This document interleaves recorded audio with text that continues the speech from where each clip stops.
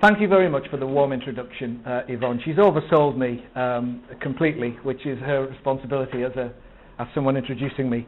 I guess what I'm here to talk about today is the power of the real customer experience.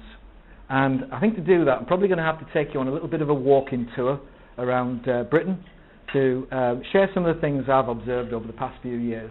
And what I'm hoping that you'll take away at the end of the lunch, in addition to the tray of fusilli that still hasn't been touched, are there Scotch eggs halfway along there?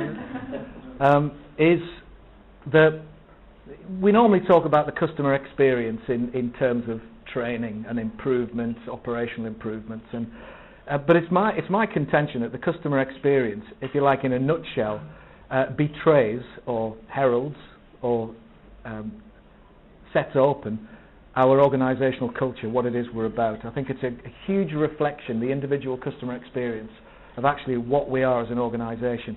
Now, that does sound a little bit threatening early on into the lunch, and your body language has changed in an instant now. You're looking really worried.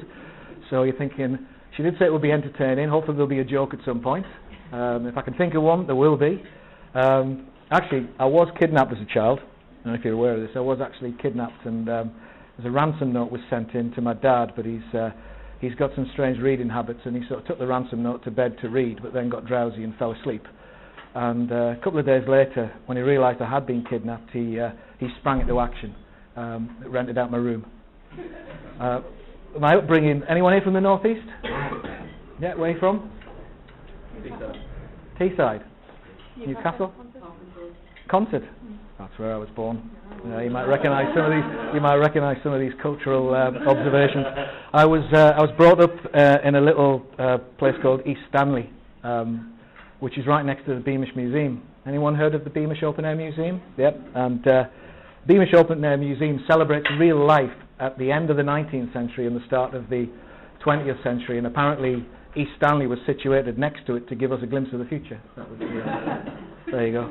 Well, that's two jokes now, so can I stop before I do anything? Got a reaction to the second one.